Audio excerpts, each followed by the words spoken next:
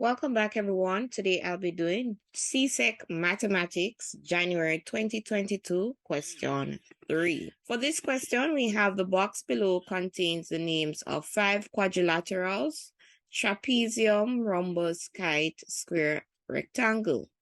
Choose the name of one quadrilateral from the box that best completes each statement.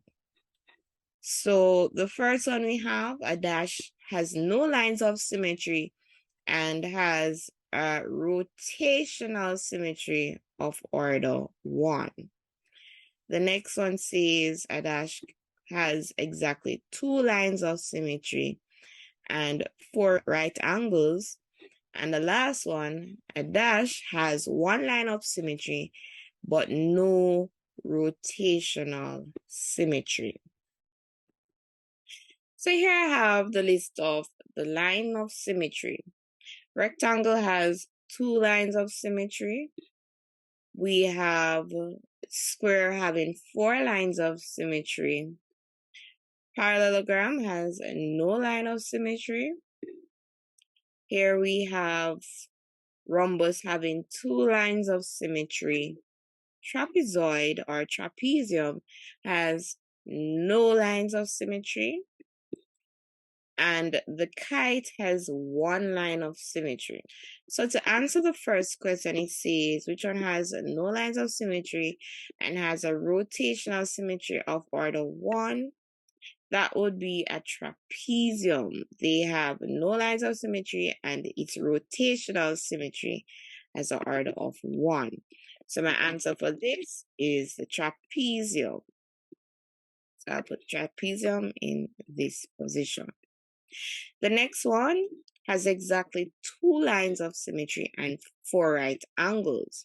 So it's between the square and the rectangle because we know that they have 4 right angles. However, we know that the rectangle has 2 lines of symmetry while the square has 4. 1, 2, 3, 4 lines of symmetry where wherever I put this line is equal half.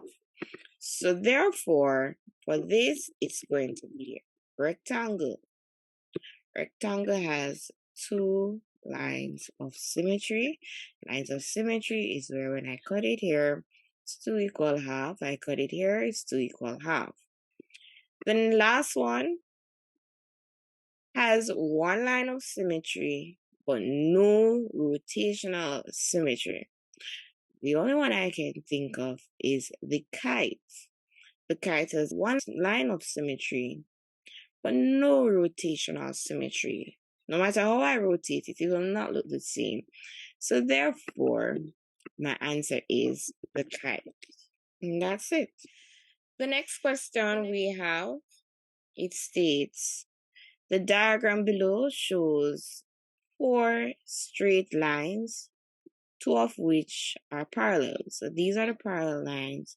So it means these lines cutting is called the transversal lines.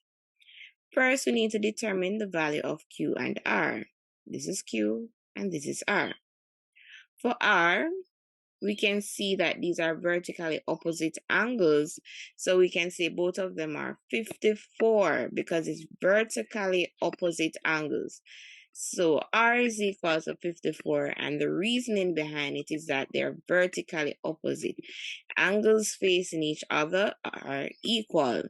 Now the next one, because this is 54, we can say angle on a straight line adds up to give you 180. So what happened is that this plus this should give me 180.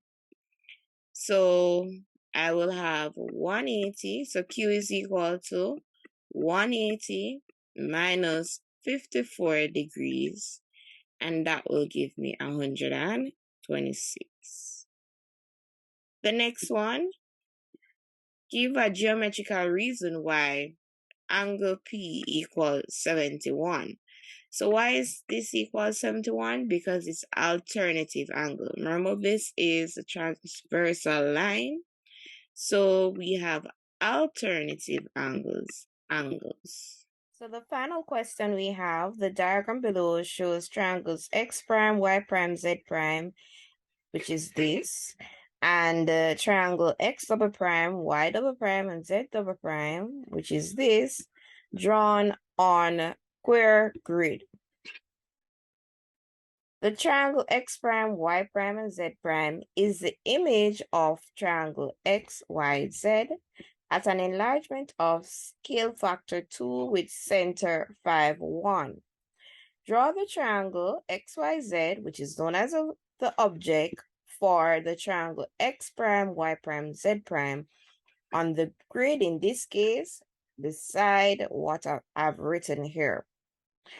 Now, first thing, let me go ahead and find the center of enlargement 5, 1. Now I'm going to find the center of enlargement 5, 1. So the center of enlargement, x is 5 and y is 1. So I'm going to stop here. So let me go ahead and put a dot. This is the center of enlargement, 5, 1. Next, I am going to draw some lines. Let me get my lines. So in other words, you will need your ruler. So I'm drawing a line from the center of enlargement to the first edge of the triangle, which is y prime. Then I'm going to draw another line. So you'd use your ruler. And the next line will be coming from the edge x prime to the center of enlargement. Following that, I am going to draw another line from the center of enlargement to the edge z prime. So that's, you would use your ruler to draw these. So just as how I'm drawing straight lines, it is expected for you to draw straight lines. Now, given that I'm doing the center of enlargement while I'm drawing my line, I would like to ensure that for this, I look at what's my scale factor. It's very important that we note what's our scale factor. Our scale factor is 2. So what that means is that I can just measure my line because you use the ruler. You could measure the line and divide it by 2 equal half, which is dividing it by 2. So in my case, I'll count the units. This is 1, 2, 3, 4, 5, 6 units. So cutting it in half, I need 3 units. So it's 1, 2, 3 units. So that means this is where y will lie. It's the center of this line. For x, we can just look at this. This is 1, 2 units. And looking at this, since it's 2 units across and the scale factor is 2, it means I can divide this by 2 to get, what's the length of the object. So this is 2 units, so it must be the object is 1 unit across. So this represents x. For z prime, we can count how many units down. 1, 2, 3, 4. So dividing it by 2, that means it's 2 units down for the object. So it's 1, 2 units. So this represents z.